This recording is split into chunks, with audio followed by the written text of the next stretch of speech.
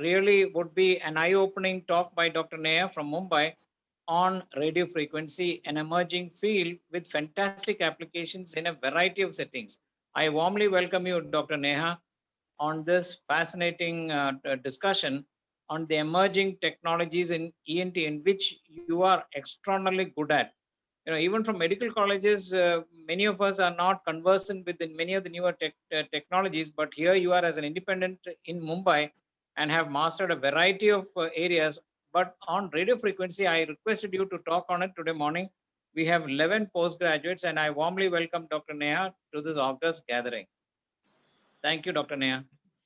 Thank you, sir. That was quite an introduction, and I'm honored, obliged. I don't know what to say more. No, so thank you very much, and because words are all I have. I have nothing else in my repertoire. It's only words, but you stand at the help of expertise. So as a consequence, may I get on with the program? Yes, sir. Yes, sir. Thank you very much. I'll try my best to answer the questions to the best. We will try our best to reach up to your level in cognition, comprehension, and understanding, and maybe later apply it in the area that we work at. Thank you, sir. It is a unique thing for just one single individual sitting in America, Dr. Ellman, a dentist, who realized that 3.8 or 4 megahertz is a unique frequency, and he patented it in his own name, and then established a company, Ellman International. And from that point on, there's been no looking back. I always tell my postgraduates, do you want to become famous worldwide? Focus on a tiny area and be the best in the world, and the world will come to us. Ellman, as a consequence thereof, has gone worldwide and completely cornered this facet called radio frequency. May I get on with my first question?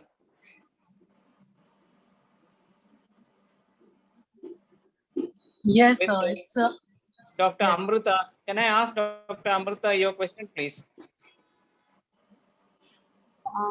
Good morning, ma'am. I am Amrita. My question today is, what are the radio frequency techniques in ENT? Yes, your question here is radio frequency ablation techniques in ENT, right? Yes. So see now, the main foray of radio frequency in ENT lies with its applications in obstructive sleep apnea, mainly in ENT. Though I have actually used, when I started off, used radio frequency for a lot of ENT applications, all of the general ENT procedures. But its main thorough, proper application lies in obstructive sleep apnea. Main radio frequency applications in ENT, that's the main application of radio frequency in ENT. It lies with obstructive sleep apnea. Now, what in obstructive sleep apnea? What we do is, per se, they're called radio frequency ablation techniques. Okay. So radio frequency ablation, the principle of radio frequency ablation is applied to several structures in relation to sleep disorder breathing, wherein the sleep disorder breathing can improve for obstructive sleep apnea. So where do we apply it? We apply it first, nasal turbinates, palate. Can you hear me? Yes, huh? Yeah, nasal turbinates, palate, back of the tongue, base of the tongue, tonsil, and also the posterior pharyngeal folds. So these are the various points where we apply radio frequency energy, and these are the places where we use radio frequency ablation techniques for obstructive sleep apnea. Wonderful. And it works like a magic, isn't it, Dr. Neha? Yes, truly speaking, yes, sir. So personal experience, I'll tell then, radio frequency, when applied to these structures, it creates a zone of inflammation, actually creates, which you can see it there and there, some amount of changes at the tissue there and there. And later on also, if you study the patient actually as a research base, not just as a clinical application, and you call the patient, say, with the patient's consent on 3rd day, 7th day, as and when you think you want to study the patient, initially when you start off with radio frequency procedures, and you study the patient on 3rd day, 7th day, say after a month, after six weeks, anyway, you are going to get the desired result, whatever you are looking for or whatever is supposed to be happening into the patient. So you call the patient interim, you will actually be able to see the changes that occur at the tissue site if you actually study the patient as a research model initially when you want to start off radio frequency, and you take your limited risk and with the consent of the patient. So you will see the changes at the tissue. You will see some amount of inflammation. You'll see some amount of initial redness. Then you'll see some amount of inflammation. You'll see blanching also at the particular point tissue, and you will see the tissue getting shrunk. Actually, you can see, even if you don't study histologically, histopathologically, you can see the shrinkage at the tissue over a period of time. If you study it like 1 week, 3 weeks, one month after, and then call the patient at 6 weeks and see it, then you can actually even give the tissue, though that consent is usually not obtained, but you can give a slice of the tissue and study it histopathologically. You will see the changes in there, so that you could do instead in a, say, cadaveric model or some amount of tissue wherein you can study the histological changes after a while. And yes. And the application in obstructive sleep apnea, it almost completely obviates the need for a uvulopalatopharyngoplasty, isn't it? Yes. So, sir, we have used it in that manner, the bipolar radio frequency. I don't have the instrument with me right now. The bipolar fork-like radio frequency, we kind of have used it at certain points which can obviate the need of frank surgical operative procedures at those points. Those points undergo ablation, radio frequency, inflammation, and then ablation and fibrosis. So in a way, it can serve the purpose of open surgery certainly at those points, especially the lower end of the palate, the tonsil, the posterior tonsillar pillars, and the base of the tongue at certain points as well. Super. Thank you, Amrita. May I call upon Dr. Vidya for your question, please? Thank you, sir. Postgraduates will tell their name, where they come from, what level of seniority, and your question. Good morning, ma'am. Myself Vidya. I am final year postgraduate. I am from Udupi.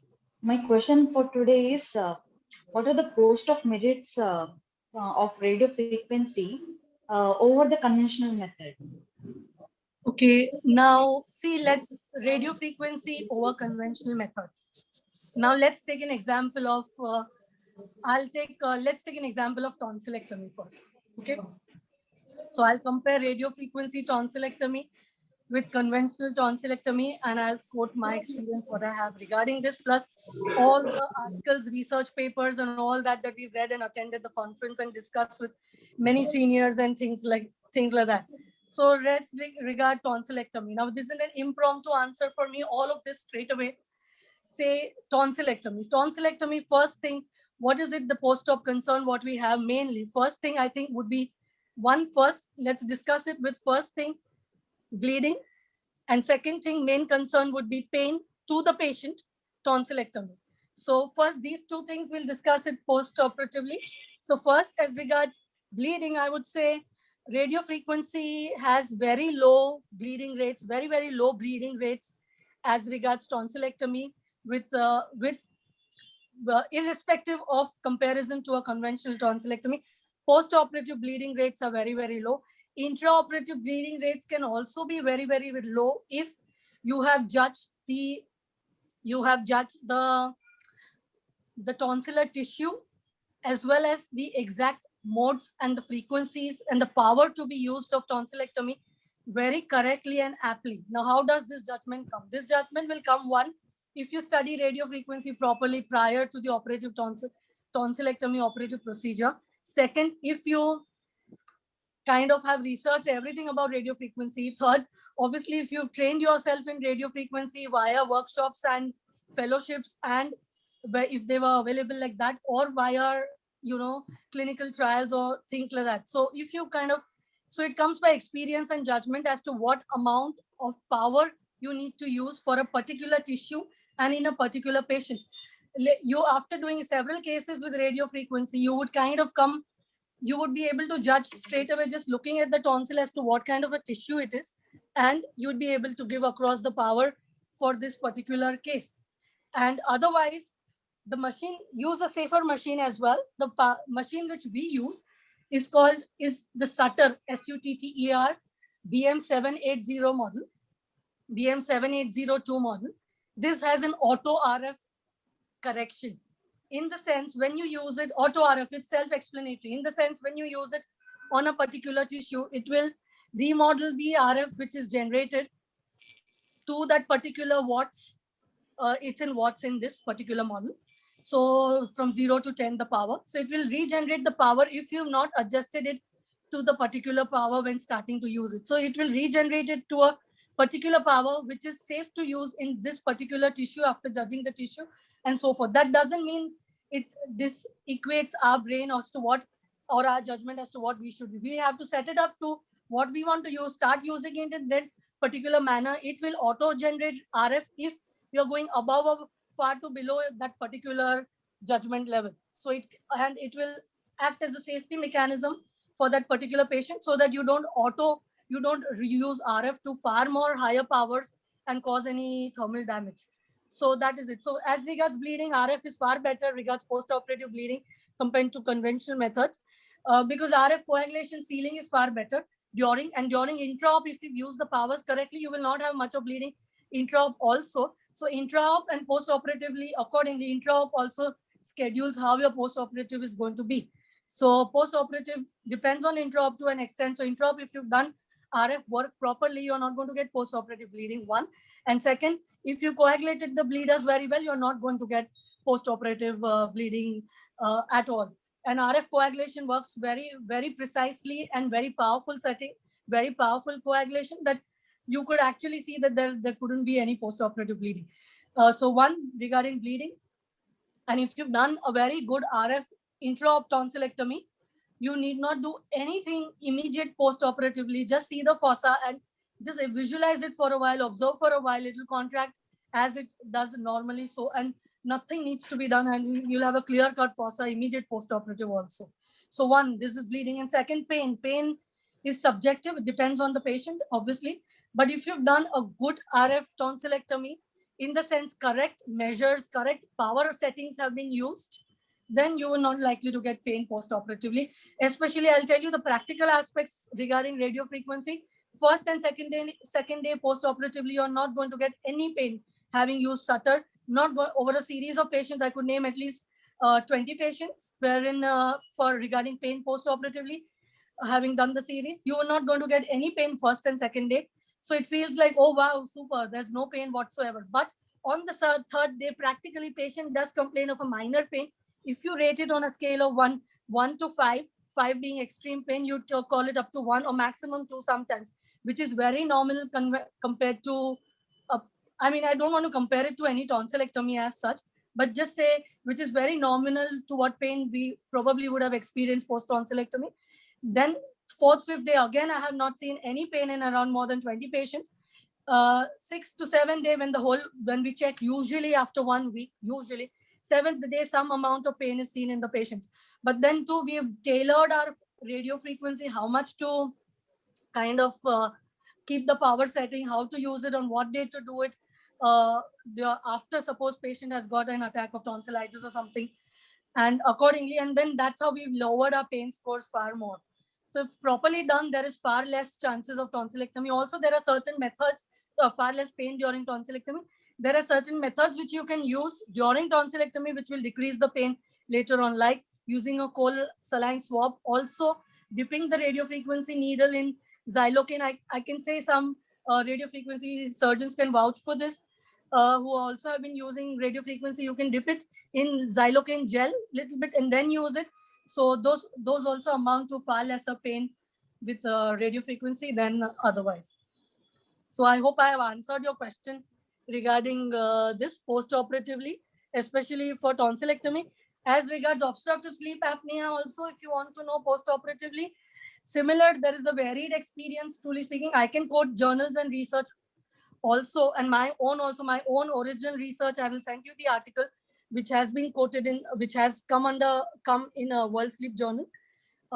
It's a research of around 25 patients initially when I started off with radio frequency, that quotes everything clearly about pain, post-operative bleeding, intraoperative bleeding, and so forth about radio frequency in various procedures, including tonsillectomy, radio frequency pain, also for palate, tongue base, turbinates, and so forth. I hope I answered your question to some extent. Yes, Dr. Neha, for the wonderful work that you're doing. If my postgraduates want to come as an observer to your center, they are most welcome, isn't it? Yes, thank you so much. Yes, anytime, sir, sure. Thank Dr. you. Neha, may I share because you are on a pedestal, dog. You are a diamond in the midst of the ocean in Mumbai, Dr. Neha. I must share my work. For tonsils, what I do, I have this Elements bayonet shape bipolar probe, 6 watt in setting. And I can ask the patient to come in the morning. Just imagine, they're not overnight. No, in the morning, they come at about 10 o'clock. I just plunge it into the tonsil, shoot it for 7 seconds and leave it. And then I ask them to come 3 weeks later. What a miracle. I don't give painkillers, SOS. What a magic it is. And of course, I don't have to harass my postgraduates or undergraduates on concerning all tonsillectomy instruments. Here, just one bayonet bipolar probe. That's all. Yes, what a wonder. yes. Yes, so that And is tonsillectomy. Yes, tonsillar ablation by radiofrequency, shrinkage of the tonsil it is. for patients. Yes, definitely. We And have done that. And yes. And concerning adenoids, I put an endoscope. I have this Elements 2 millimeter tungsten ballpoint probe. I just touch it on the adenoids. The whole thing blanches. 3 weeks, adenoids, no adenoid, nothing. What a magic it is. Whereas in tonsillectomy, when you put that St. Clair Thompson's, half the adenoids will come out, half will be still remaining, and they'll later come back. Here it is like nothing. Absolutely fantastic. It is a wonderful miracle gadget element, and other companies in the world has brought about in our field. Thank you, Vidya. May I ask Dr. Vishnu for your question, please, Dr. Vishnu. Yes. Good morning. Good morning, ma'am. Myself, Dr. Vishnu. I am final year postgraduate. I am from Ernakulam, ma'am. And my question is, how safe are the mobile phones? What is their role in causing cancer? Yeah. First thing is, you asked this question in a radio frequency forum. So first thing I would say, first we need to find out, truly speaking, regarding mobile phones, as this is not whether this actually emits radio frequency energy waves or not, or which kind of waves does radio frequency energy, or which kind of waves does mobile phone emit, per se, truly speaking. So as regards this, there are studies, and some of the studies say there is some amount of radio frequency emissions from handheld mobile phones, handheld mobile phones which we use. Now, as regards this study, there is one more question relating to this. This probably answers part of that also. Let me make it clear now. So as regards this study and other studies also which we've researched, mobile phones can be, there is no evidence to prove, truly speaking, that mobile phones causes any harmful emission of radio frequency energy or waves. One thing. Second, there is no evidence to prove as yet that mobile phone causes any deleterious effects, side effects, or including cancer, malignancy per se by emission of radio frequency waves. Okay. So first thing, first and second thing. Second, you can find out about mobile phones and radio frequency emission by something what is known as safe absorption rate of a phone. Okay. Now this I have actually studied. There is something called as SAR. That's a safe absorption rate of a phone. The safe absorption rate for any phone is 1.6 watts WATTS per kg over 1 gram of tissue of a person. Okay, of the person who uses the phone. Now, this is from a research article, known proper authentic research article, wherein it states amount of energy that can be absorbed into the head of a person is safe amount is 1.6 watts per kg per 1 gram of tissue. Okay. None of the mobile phones per se emit radio frequency energy beyond this point ever to give radio frequency as something which is unsafe to use for a handheld device. Okay. So these are the scientific data relating to this. I've actually found out relating to this. So mobile phones per se do not, handheld devices do not emit radio frequency energy of that caliber to cause any deleterious effect. The deleterious effect per se were, other side effects were headache and dizziness per se. And otherwise was if there is any fear of malignancy. So radio frequency per se does not emit harmful radio frequency energy to cause any damage. So anywhere you need to study the SAR of the phone, and there is a way also how to find out the SAR. It's actually written somewhere in the phone. You can, exactly, you need to find out. If you really want to know in details, you can go to the FCC guidelines at the government site of FCC. So wherein you can find out details, but you need to remove the, I think it is something like you need to remove the battery case, and somewhere a small bit of now numerical value is written in there, which can be the SAR. Need to for sure confirm this regarding it. But per se, it doesn't give away harmful radio frequency emissions. Thank you, So Dr. I Vishnu. hope, Yes, you yeah, have shown your knowledge far beyond the confines of ENT also, because these are things we rarely ever come to know. yeah, Yeah. sure, sir. This actually we went ahead, we went and found out things to make sure of a scientific based answer regarding this. Great, great. Safety May I of, ask, sure, thank you. thank you, Dr. Vishnu. May I ask Dr. Aisha, please?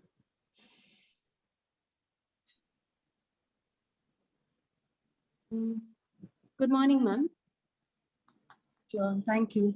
Yeah. Good morning, ma'am. My question is, what is the role of radio frequency in the management of sleep apnea?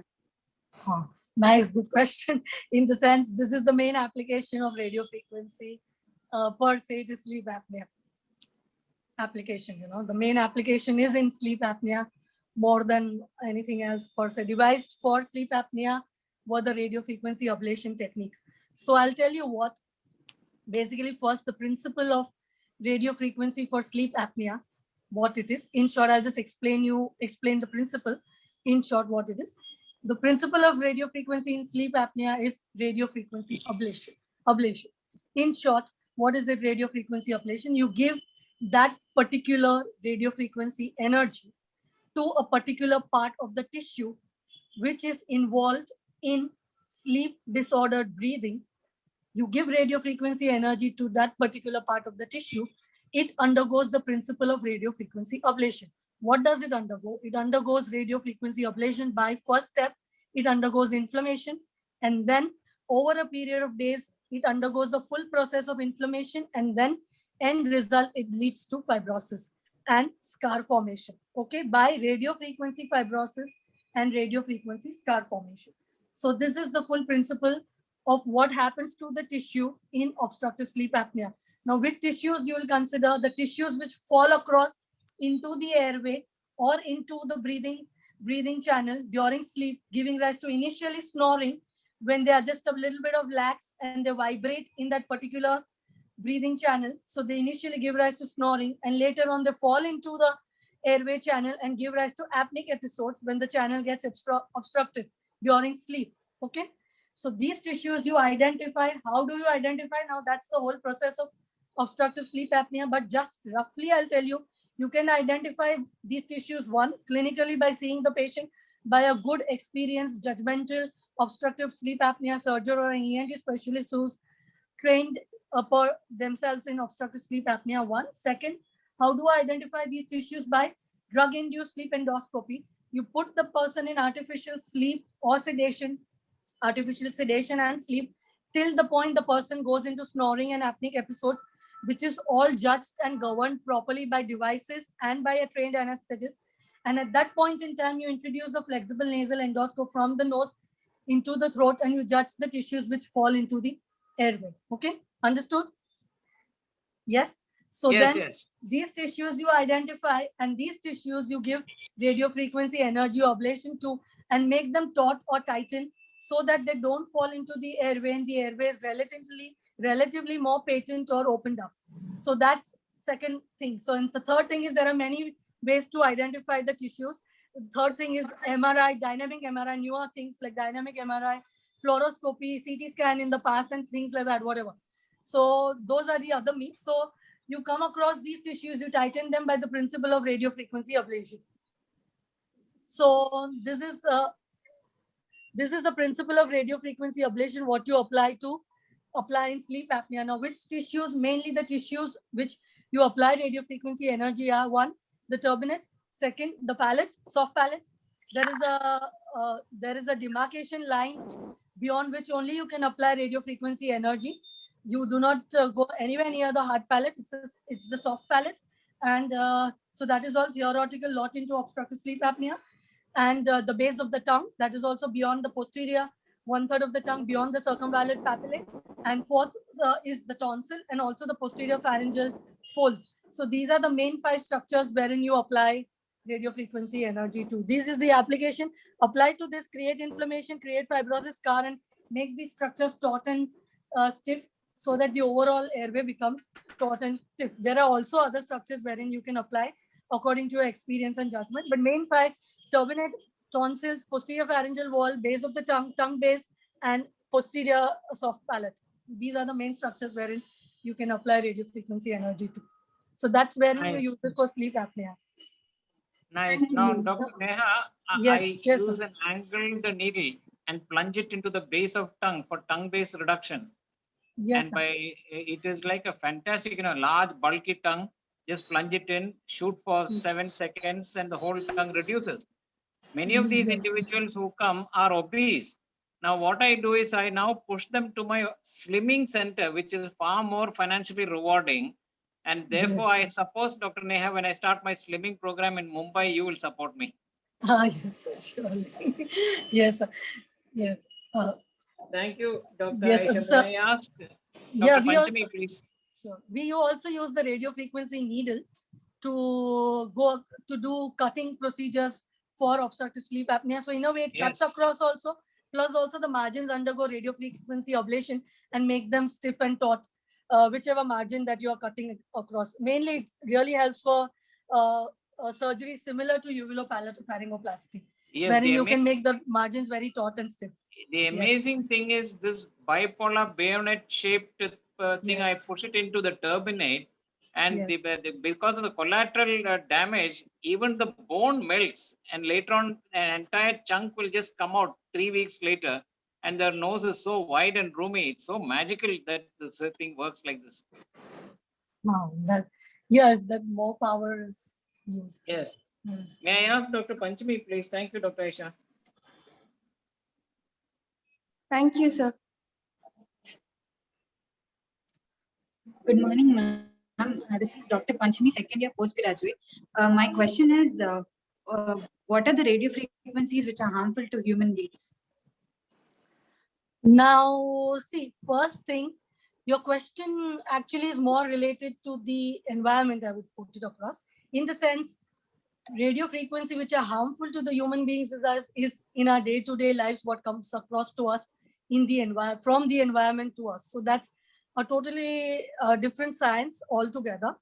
But from what we have still yet studied and researched before using radio frequency on human beings and patients, that we even studied all of this, what are the radio frequency waves which are there present in the environment and which can harm across human beings and all.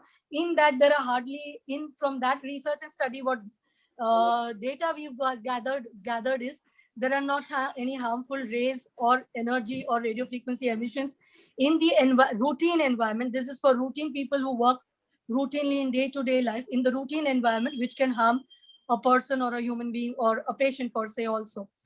Obviously, if you work in environments where there is a lot of emission of radio frequency energy and lot of emission of radio frequency emissions and things like that, that's a totally different ball game altogether. Therein you probably might encounter, and then there are safety protocols out there, and those need to be followed by the people. But as such, in routine environment and routine day-to-day work, there are no harmful radio frequency emissions in the environment based on research, based on guarantee, this scientific data studied and told across. There are no harmful radio frequency energy or environment in there.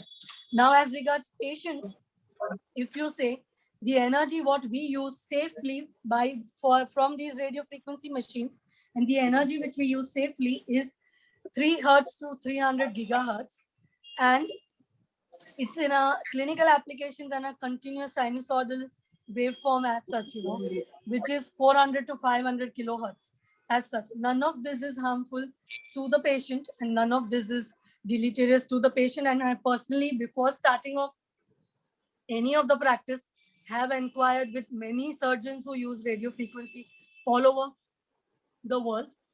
And these putting across just in basic language, I'm saying none of this is harmful. Spoken to Korean stalwarts and a lot of doctors who have used radio frequency for obstructive sleep apnea, as well as I wanted to attempt radio frequency when I had got the machine for thyroid, truly speaking, straight away for benign nodules per se, cosmesis, or where patients don't agree, or even if they agree also for even per se for thyroid, a lot of issues relating to thyroid. But definitely being a very vascular structure, very important structure, and having thyroid hormones can create a lot of very important effects into the body. So a lot of things needed to be inquired, or even before the thought process can come into play, a lot of things needed to be inquired and found out, and scientific data collected before ever thinking of using it on the thyroid benign nodule. As so I had inquired with several and research and studied a lot of articles, and inquired with several groups and surgeons who use radio frequency, and they have used it for thyroid already, certain people across Asia, some of them. So based on all of that, it doesn't have deleterious effects, nor does it cause malignancy also in any of these. Long-term studies are there for more than 10 to 15 years, having used also in thyroid benign nodules. Doesn't cause malignancy also in any of these patients. But I'd like to share one experience though, frankly. I have used it on patient for malignancy, a palatal growth in a patient, very good result as such, but did cause a lot of inflammation post-operatively. So it became, I'm sharing this with sir as such, from experience. So did cause a lot of inflammation post-operatively. So then it became a little bit difficult to ascertain whether this inflammation was due to radio frequency, or the patient had already lymph nodes and that caused, or patient had already, the disease had already spread, and that caused a lot of inflammation in the tissue or on the neck post-operatively after a month or 6 weeks or so. So that was one thing. But then later on, from experience and otherwise also, we learned that one needs to ascertain the power. Now, no other case, anything we experienced, all of it had gone well. This had also gone well, but one needs to be very sure, make sure of the power used for all the tissues relating to radio frequency. The power, that's the only point for a good result. The power needs to be very accurate and precise relating to radio frequency. So that's the question. Great. It's all based Now, on experience. yes. Now, there was this engineer called Percy Spencer, and while he was working with the radars, he found that a bar of chocolate next to him had entirely melted, and that was the birth of microwaves. Percy Spencer, a radio wave engineer. I sometimes, after I have my cup of morning coffee from my Panasonic microwave, the machine is still churning, and I really wonder whether any microwaves are going to hit me. And I do not know really what is the gap between a microwave and a radio frequency wave, because the radio frequency is about 4 megahertz. But I've done countless radio frequency things. The only precaution I realized, which I did not observe, is if you're working with the Elmen, under any circumstance, the time duration should not be more than 9 seconds. Otherwise, the machine will burn. And I count in my mind 1, 2, 3, 4. And at exactly before I cross 9, I cut off the machine, because twice it has gone wrong. But that's a very beautiful explanation about the Dr. Nair. Thank you very much. Thank you, Dr. Panchami. May I ask Dr. Anushri, please? Good morning, ma'am. I'm Anushri. I'm second year postgraduate. My question is, what are the biological effects caused by radio frequency energy? Biological effects, if you say, the main thing is, in a way, in layman terms, it's dehydration. At that particular point, it will dehydrate the tissue to an extent by the heat energy that it releases into the tissue. So that's the main biological effect. More than anything else, that's the effect of radio frequency. Initial loss of water content from the tissue, dehydration from the tissue, then leads to inflammation into the tissue. So main biological effect is dehydration and inflammation into the tissue. That's what I would call it across. I'll tell you the magic that happens in a stall, in a conference. We go to the radio frequency stall, and he has a chicken piece there, and he has a wire loop, and he finally takes one layer, and that is, it's so fascinating for him to see that. I've used it a few times to remove facial scars to resurface, and it works wonderfully well there too. Yes. Thank you, Dr. Anushri. May I call upon Dr. Abhinandan? Good morning, sir. Good morning, ma'am. I'm Abhinandan, first year postgraduate, ma'am. Ma'am, my question is, ma'am, what are the recent advances in radio frequency? Ma'am? Recent advance, most I would say it across as the clinical application of radio frequency to thyroid, truly speaking. Okay, you may be knowing of radio frequency non-ENT applications. There are several, but otherwise the main recent application is radio frequency to thyroid. And I'm glad to say, or I'm happy to say that I've done a workshop as a delegate come faculty at radio frequency for radio frequency thyroid and an overseas workshop. So this is the main recent application, truly speaking, that you use radio frequency on thyroid. Very few centers, India, we haven't used, truly speaking, as such, but centers abroad as such. In Asia, there are a couple of centers which have used, and US and UK also have a very small series. If you believe in radio frequency and like radio frequency as a tool to be used, it can be used for thyroid, benign thyroid nodules per se, and papillary carcinoma of the thyroid, recurrent papillary carcinoma of the thyroid as such. The main advantage is it's a high frequency alternating current and doesn't pass through nerves. So recurrent papillary carcinoma, which lies over the nerves, where it recurs over the nerves, you can use radio frequency far more safely than others.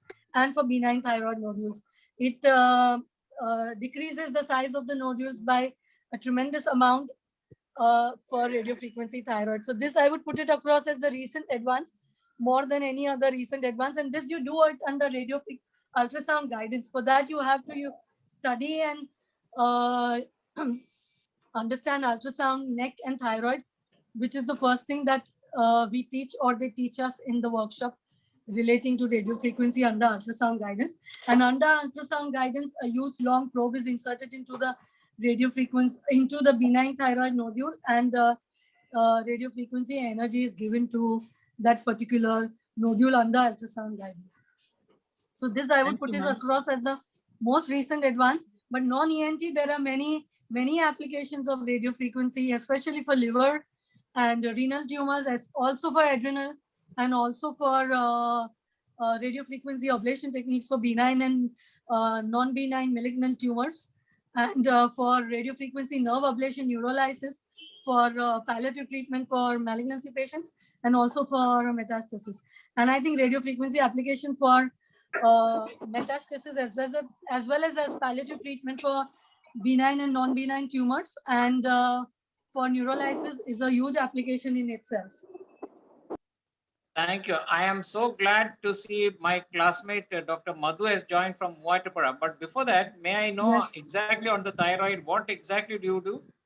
Yes, sir. I have got myself trained into it, and I want to hold a lecture and a workshop soon for this per se. But otherwise, the thing is to use radio frequency for benign thyroid nodules, hands-on on the nodule, fix the nodule, and you can use your radio frequency probe hands-on on the nodule straight away. I don't have the probe with me right now, but generally I would just say it across like that. Imagine this as a radio frequency probe, the tip of it and the nodule here, and you can use it hands-on, straight, insert it into the nodule straight away. But only thing, use lesser energy at the beginning and slowly increase the energy in a stepwise manner to kind of coagulate or ablate the nodule to the extent you think is totally by judgment adequate enough. Or another thing is ultrasound thyroid, and use the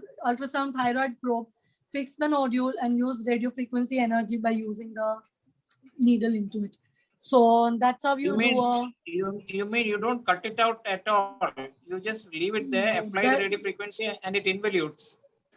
Yes, sir. There are various methods of doing it, but if you have the adequate, real good radio frequency thyroid machine, and the needle probe and the probe tip, wherein you can use it straight away on the radio frequency thyroid, then it can be ideal to use it accordingly. But there are several methods as to how to use it, by cutting also, by using cold probes also, and various other methods also. Microwave ablation technology is there for radio frequency, for ablation of the thyroid nodule. That's a brilliant discovery, isn't it? Because we can avoid surgery and non-scarless and Really fantastic. Yes, sir. We have thought it ourselves also. We Indians, as such, don't need to give it away to anybody. We thought it ourselves also when we got the machine straight away that we can also Wonderful. use it for thyroid because as and when we use the machine, we could think it that we can use it for various applications, especially benign cyst and swellings and hemangioma kind of tissues, wherein you can straight away apply radiofrequency probe tube and shrink the tissue, shrink the hemangioma straight away into a lesser piece or a far lesser piece altogether. So we had thought it of the thyroid as well, and we started working on it straight away. Not that we not worked on it, and also we thought it that this is a difficult issue. I mean, difficult case scenario can be, and various important structures lie surrounding it. So we contacted the ultrasonologist also immediately that why not we do it in conjunction, find out exactly the thyroid nodule, the limits of it, and we insert the probe only to a limited extent into the nodule under guidance. So we have also devised it ourselves as such, sir. But the number of cases and how many cases and who's taken precedence over doing it may be different there and there. But we've also devised it ourselves actually. And the number of cases, how much ever we get, how much many we get is a question of debate probably. But I'm sure in India we can get far more number of cases if we work in conjunction together. This is a brilliant discovery, Dr. Neha. You should stand tall in Mumbai and wipe out the nodules scenario, because what a discovery. Maybe it would be great if you could come down to us as a visiting guest faculty and have a live surgical demonstration. Imagine if the patient does not have to undergo surgery, no scar, and you're plunging a radiofrequency needle into the thyroid and involuting it. What a wonderful advantage it would be for patients around the world. And maybe, yes, absolutely fantastic. Maybe you should send a newsletter to all of us saying that this is possible, and bring in an awareness, because many of our patients who do not want surgery, the only thing they can have without a scar is to undergo robotic surgery, and how expensive it would be. But then if you are doing it in Mumbai, well, I will tell my patient that here we have a towering figure in Mumbai, a light in the midst of darkness, who will relieve your thyroid symptoms without any surgery. Hats off to you, Dr. Nair. Thank you very much, Dr. Abhinandan. May I have Dr. Rinchin, please? Thank you, ma'am.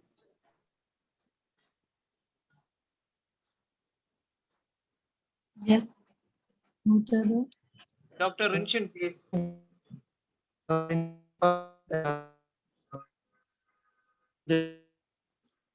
Now your signal is breaking, Dr. Rinchin. You're somewhere out of the range, I suppose. We will come back to you, but may I call upon Dr. Pujita? Yes, sir. I understand. What are the contraindications? Dr. Pujita, please.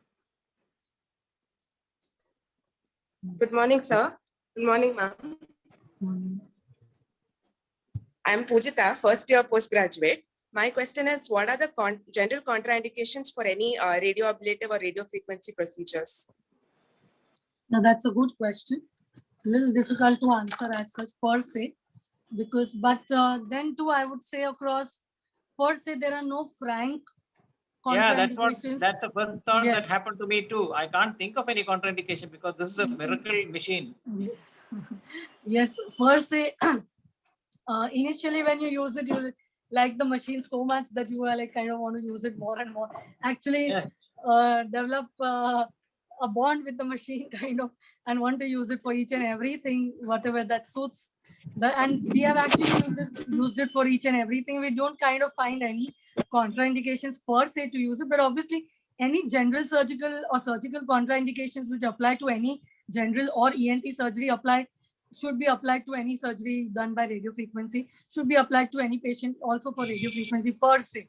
I mean, you have to be cautious for that. Let's say you cannot do a surgery for a patient with some bleeding disorder or something like that. So same way for doing radiofrequency surgery in that particular patient also, you have to be careful, or probably can say that, okay, this can be a contraindication for also this patient, but per se as such, not any contraindication not found for doing radiosurgery as such, truly not found any contraindication as such. And so that's about it. As such, no contraindication, but I would still say from experience, truly from experience, the power is the most important thing. What power you use, if you use a very proper, adequate power for the patient with a good judgment and experience, that comes only with good judgment and amount of experience, then you will not face any complications for the patient. If the power is far too much, you might destroy things far too more. If the power is far too much, or you might get post-operative inflammation or slough a little bit more, or you might get a cavity which is a little bit more initially when you're doing, but otherwise there is no, or if your auto RF is not functioning, otherwise they would not get any problems as such. So that is it. And thermal, after I had studied something, you have to be careful, or you cannot use the radio frequency for the eyes. This is one thing I have studied from data as such, because of precarious blood supply, and it is lack of blood supply, and the eye is very vulnerable tissue. So this is one thing I had studied. So all I can say is keep it away from the eye. Obviously it's away from the eye, ear, nose, throat structures, but still can keep some barrier in there if you're using anything, say close for any lesion or tumor which is a little bit close to the eye, in the sense, say on the cheek or somewhere close preauricular or this, that. So something like that you can use, but you can say, but otherwise it doesn't have any contraindication as such. Yes, I must emphasize what a blessing Elmen has done for the medical fraternity in this wonderful machine they have brought to the world. Now that their patent has run out, other companies are all manufacturing. Some are far better, I suppose. Yeah, but two things. Yes, one more thing I just recollect I need to stress, that one has to be careful, not use it in patients having some form of whatever cardiac implant or some form of external implant or something like that. Yes, though in a way this can be used in, many things cannot be used in patients with those kind of implants, and radio frequency can be safely used in these kind of patients with implants, because the energy does not traverse through, also energy doesn't traverse through nervous tissue. So one thing, but then also can be contraindicated in patients with some, be careful in patients with any kind of implants, or wherein MRI or something that needs to be done through per se, I guess so. And otherwise, one more thing I was there, but I don't really. So that's about it, to kind of be careful regarding. And thank you, Dr. Thank you, thank you. Thank you, sir. May I call upon Dr. Chitra, please. Good morning, ma'am. I am a first year postgraduate. My question for today is, what is the difference between ablative and non-ablative radio frequency, ma'am? And how do you decide on which one to choose? See, let me tell you first and foremost, there's nothing like non-ablative radio frequency. The term coined is, there's no term like that. I don't know who has coined it, or you've just written like that, or whatever. As a student, countering you or debating anything with you. But as said, there's no term like non-ablative radio frequency. What it means is, per se, cutting radio, using radio frequency in the cutting mode. That's how I would put it across. Radio frequency can be used in the cutting mode and the coagulative mode, per se, two modes. So you can say, and the principle of radio frequency is ablation, and also it can be used in the cutting and the coagulating mode. So I would put it across as non-ablative radio frequency is something, what you're talking about is using radio frequency in the cutting and the coagulation mode. That's how I would put it across. So regarding that, the differences are, when you use radio frequency in the ablation mode, it's going to use the principle of ablation. Now, how do you make sure it's using the principle of ablation? Is your machine, you need to study the machine for that.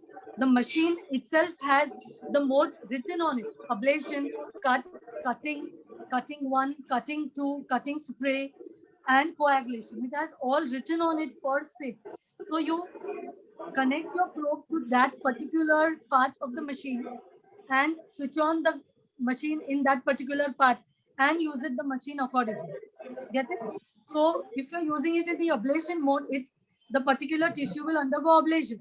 If you're using it in the cutting mode, the tissue will undergo cutting.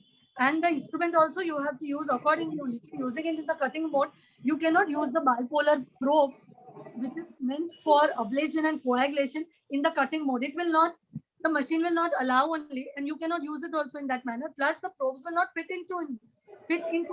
Understand? It's the basic thing of using the machine. Only the cutting and the coagulation probe will fit into cutting and the coagulation modes.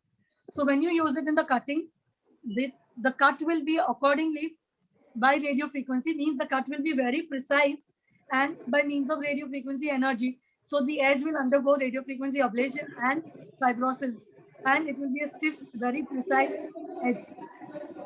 And if you're using it in the coagulation mode, the tissue will undergo coagulation. So that's coagulation. In the sense, where do you use coagulation?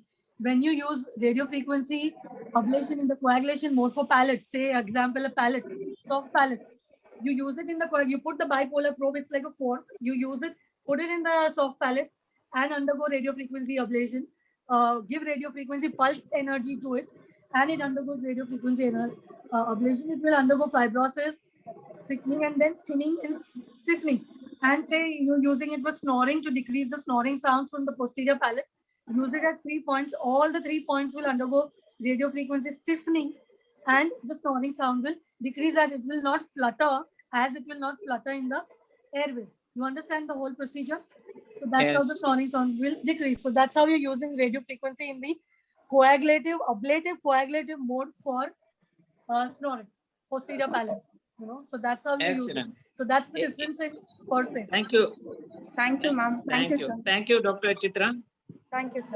If Rinshin is around, may I call upon Rinshin again? So this we have discussed. Yeah. To some extent. May I call upon Dr. Rohan, please? But yes, and Dr. Rohan, are you there? Hello. Yes. Yes, Dr. Rohan. Good morning, ma'am. I'm Dr. Rohan. I'm a first year. What are the advantages of radio?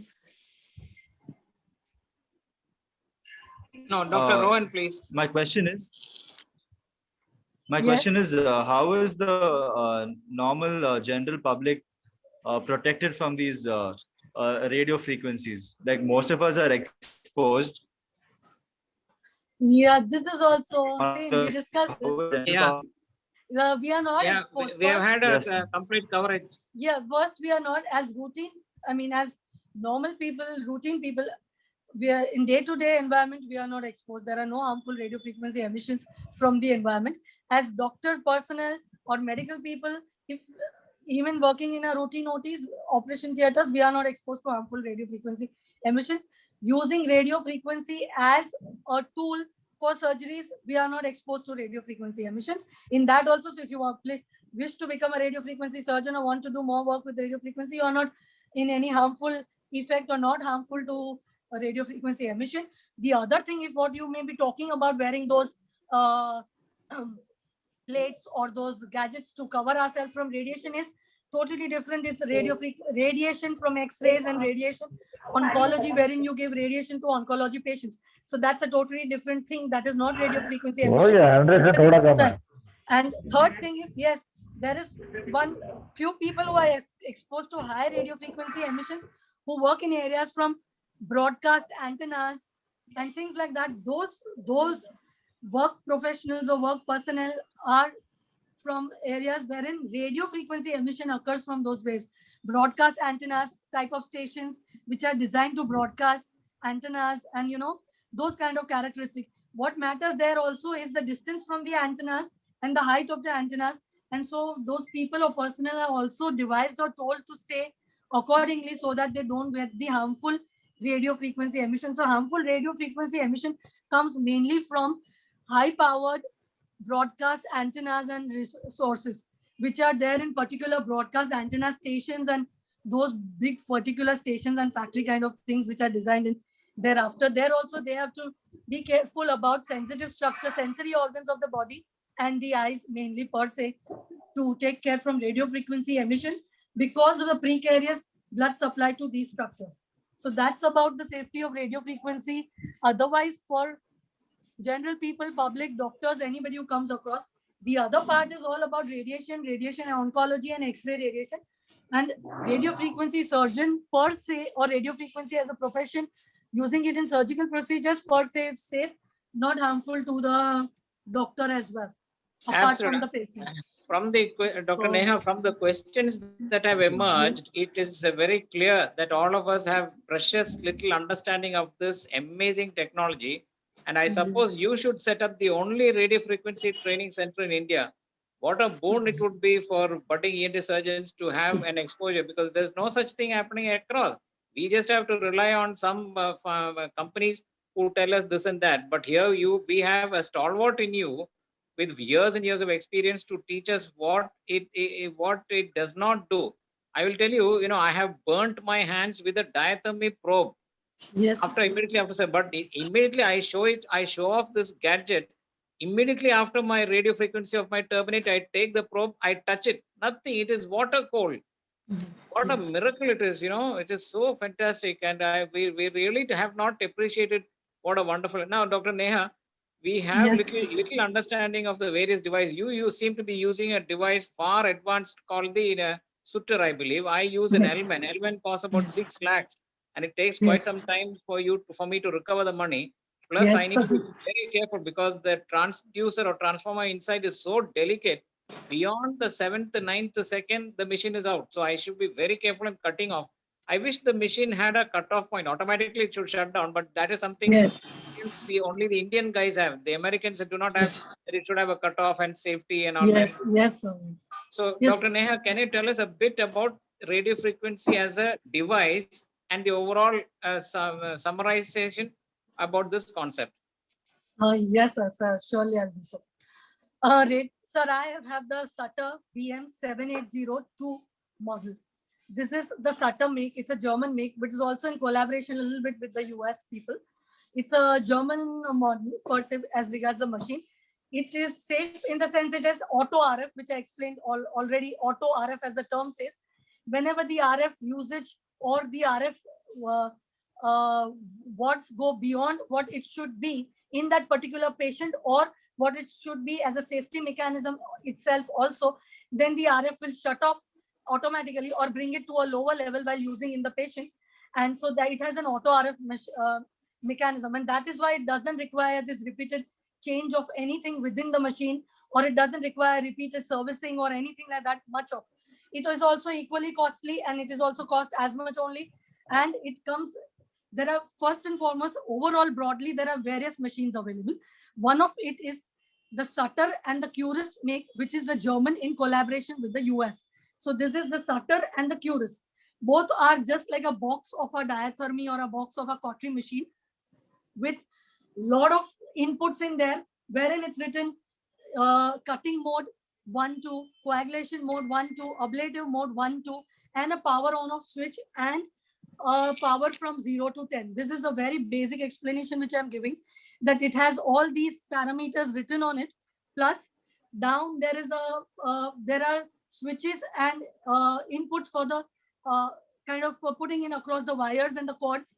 And this wires and the cords then go into the bipolar or the unipolar probes, what you kind of have. And then these probes are used on the patient. So basic radio frequency machine consists of the machine. It's all inputs and parameters, the cord, second thing, the cord wires, and third thing, the probes. So machine, wire, cords, and the probes. That's all the basic radio frequency machine or a settlement is. Now there are various, now it can be just this machine or various other machines. So one of it is a Sutter BM7802 model. Second is a Curis, CURIS. This is also made by the same company. This is far more advanced, used also in plastic surgery and final plastic surgeries of the face per se, and many other applications, non-ENT applications as well. Though my machine, the BM, also has non-ENT applications, and we have used it also for many certain non-ENT applications as well. So radio frequency per se, the principal concept, what we talked of is ablation. Then the various machines, Sutter and the Curis. Then the Elmen is there, and there are certain other machines also, like the StarMed machine is there, where it's used mainly for non-ENT applications, and which has very long probes, which is radio used for ablation techniques, ablation of liver tumors per se, metastasis and tumors per se, primary or secondary. So various radio frequency machines, and so that's, and mainly applications for ENT. I have used it, sir, for all ENT, for all purposes, in the sense for ablation techniques for obstructive sleep apnea and lot of lesions of the oral cavity per se, many cysts, hemangiomas, any swellings. Also used it for submandibular gland excision, parotid per se, some few of benign type 1 and stage 1 carcinomas which came across to me. Many biopsies, straight away for biopsies, lot of hemangiomas, wherein you can't only use it in the cutting mode, you can also use it in the bipolar coagulation mode. Just use the bipolar forceps in layman terms over the hemangioma, and it will coagulate the whole hemangioma. You don't need to do anything, and the hemangioma will shrink straight away. So used it in that manner also. First, either you can shrink the cyst or the tumor with the radio frequency, and then you can use bipolar on it, or straight away use bipolar on it. So used it for many particular reasons or cases as such. So, any cosmetic conditions you have used for like a skin resurfacing for acne scars? Yeah, yes, so I have tried it at my time, pre-COVID era, for skin resurfacing with a ballpoint. The ballpoint probe which is available, which doesn't come with routine radio frequency probes. Now, in radio frequency also probes, there are sets of probes. One is a tonsillectomy probe. Second is a larynx probe, larynx set. First is a tonsillectomy set. Second is a larynx set, and third is an obstructive sleep apnea set. So I had per se, when I started off, bought the obstructive sleep apnea set and the tonsillectomy set. So these can be used, and there is a larynx set as well, wherein you can use for laryngeal procedures, cyst tumors and various laryngeal procedures, wherein nodules, wherein you can remove it with radio frequency. And fourth, now I invested in just a few of, not the whole set, but few of skin procedures for skin plastic surgery or skin procedures to make a beginning for using radio frequency for skin also. Till then, I had used for all these, and I had also used for larynx, my own probes for larynx, not without having bought the laryngeal set. You can use your own probes, maneuver them to use it for larynx as well. So skin, I have used it for ballpoint probe. I invested in a small ballpoint probe. Obviously, sir, you must be aware of it. It's a small probe, just the half of a ballpoint as such, and it has a huge ballpoint at the end of it on the tip. You can use to resurface the skin, to tighten the skin on it. So with after application of xylocaine gel, and you can use it as a surface radio frequency application. I can mention the application. Use it in simple line by strokes on the forehead, say, where there are a lot of wrinkles or a lot of lax skin per se, or you want to resurface the forehead skin. Apply the radio frequency gel. Please study and research if, sir, you think not adequate, the whole methodology procedure, and apply it as simple strokes on radio frequency with a low power, and evaluate the patient after 6 weeks per se. You might see resurfacing of the skin, tightening, and a little less laxity of the skin. I can't say much for it. I can vouch for only one case. I have done only one case for it, but I have used my own acumen for it, not only going by the research, and that person showed a decent result. Very Beautiful. decent result. Acne scars, Dr. Neha, acne scars. I have not used for acne scars as such, sir. As yet, I didn't come across any patient for acne scars, truly speaking. But I did come across a lot of patients of keloids and things like that in the past. When I used it initially, I actually have to recollect and did a lot of work that time. So for keloids, I have used it. I've ablated the keloid also with it, wherein it can shrink, and I have removed the keloid also with it. Sir, what I did is I removed, I used my own judgment at that time. I removed the keloid with it, plus ablated the margins of the leftover, whatever, not leftover keloid, but the leftover skin. So I removed the keloid in toto, ablated the margin so that the skin undergoes radio frequency ablation and cannot grow new keloid over the removed old keloid. So ablated the margin over of the leftover skin which was there from the keloid which was removed, the circular margin, and ablated that margin so that new keloid doesn't grow only, at least to the extent of what I believe. So I've done that, and I have a few cases wherein some of the patients I have not seen any recurrence. Some of the patients, but many others are lost to follow-up. So I don't know if they actually had problems or not, or they didn't come back or something, or they're used to, because keloid recurs so much. Patients are used to that keloid will recur, or patients are used to that nothing much can be done about it. Though lots can be done about it, but they get used to that sentiment of we have to live with it, kind of. Yes. So that is also another thing. So that is also another point. So, but I have tried means like that, wherein I have given radio frequency energy to the edge after removal of particular lesion so that it doesn't recur. So I think that principle probably also works to an extent. I wonder whether a new machine is on the horizon which will apply a very low power and burn melanin pigment so that we can become as fair as you. So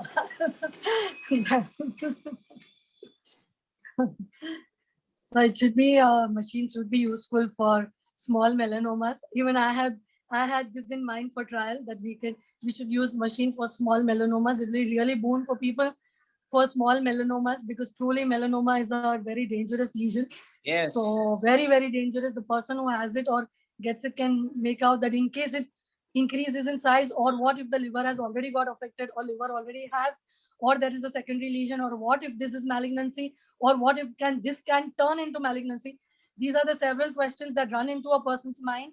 If the patient is aware of this, or if patient can think about these things. So it is definitely a dangerous lesion, even if it is a small lesion and it's a melanoma. But I'll tell you what I now do, and it works like magic. Patients come with melanoma. I had one big one on my hand.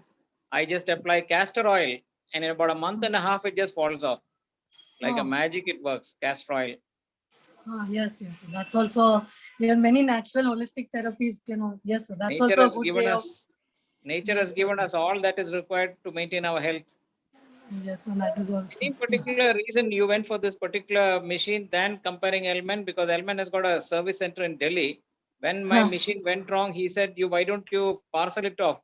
6 lakh machine, I parcel it off. Something happened on the way. I did not. So I booked my flight with the machine. I went to Delhi, stayed there for 2 days till it is, and I brought it back because I did not have the confidence to sell it by parcel.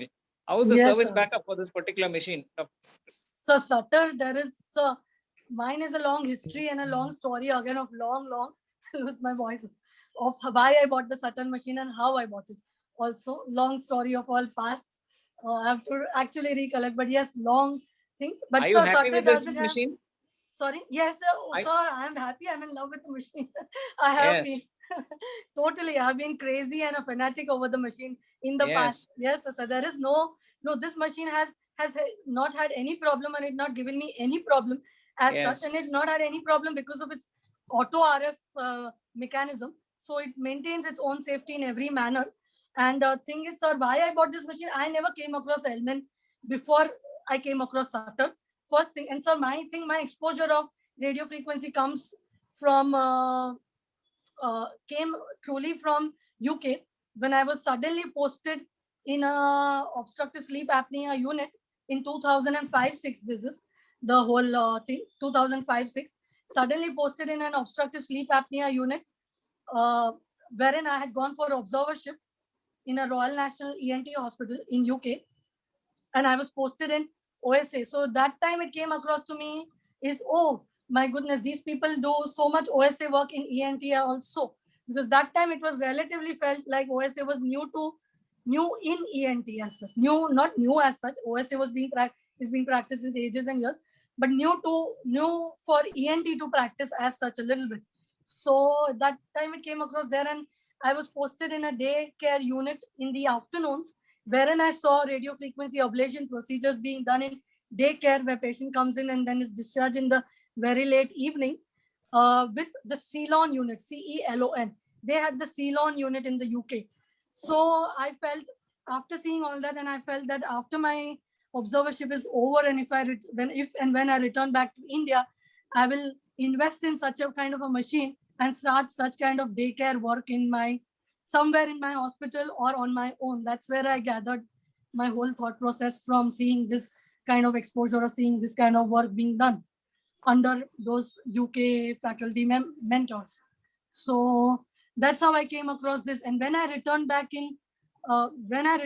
to India, that was a few years later, and also in between, truly speaking, by God's grace, I was actually thinking, how do I get hold of such a machine? I was thinking of literally first doing Google search, or how do I come across certain things, because in the UK you cannot meet those Celon people, or you cannot kind of, practically I'm talking about, come across those Celon people or ask those surgeons as to how to get such machine, or how do you come across Celon, or can I get some vouchers on it, or can I get pamphlets? None of it was possible. I did all my bit as much as could, but none of it, something like that, was possible. So when I actually came back to India, I was thinking how to go about, shall I contact diathermy people, or how to go about. I was actually thinking and starting, when I decided to start back work, Google search, this, that, and to my total surprise and God's grace, I really don't know.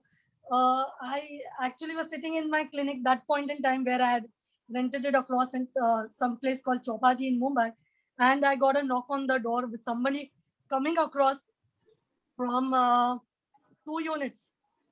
One coblation person came across to me. That time coblation was new. Some Mr. Alex, actually I'm talking about very practical, but one coblation person came across to me talking about coblation and citing a price of more than, I think I let go of all that, but citing a very high price. So I was in 2 minds whether to go in for, so I said, okay, these kind of machines have started coming in out here.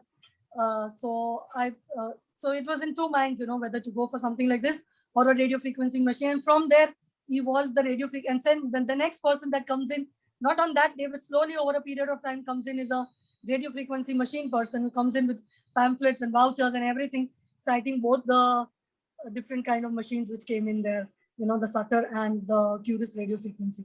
So first it started off with coblation, and then suddenly by itself, these radio frequency machine people came Dr. in. Neha, I have no religious leanings, but I must quote the Bible: ask and you shall receive.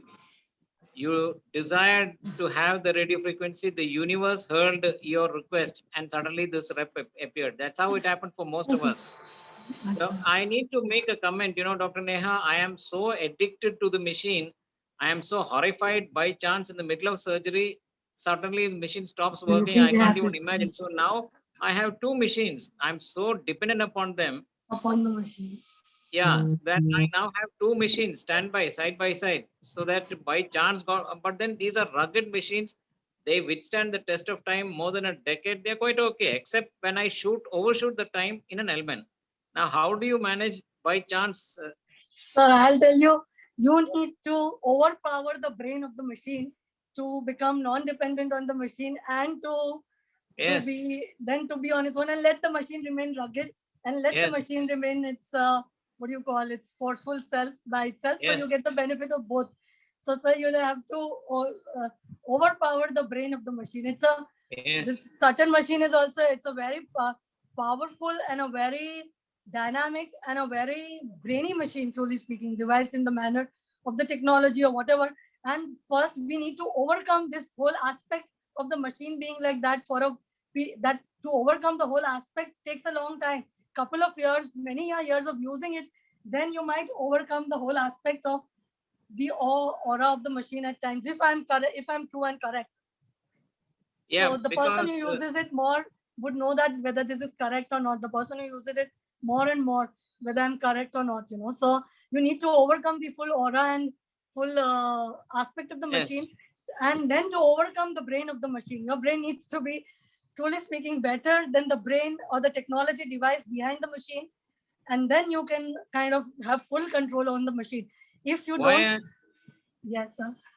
Why I speak like this, I had arranged for a tonsil case to be done under coblator by a good friend of mine. He came with the machine. I don't do with the conventional, I don't have any instruments too, because he was coming down. In the middle of surgery, the machine stopped working and I was horrified. The wand stopped working. My God, what a hell. And that too in God's own country, where things can suddenly become hostile and... Yes, sir. Imagine suddenly in the middle of halfway through, the machine stopped working. But that has never happened with the radio frequency. These are wonderful machines.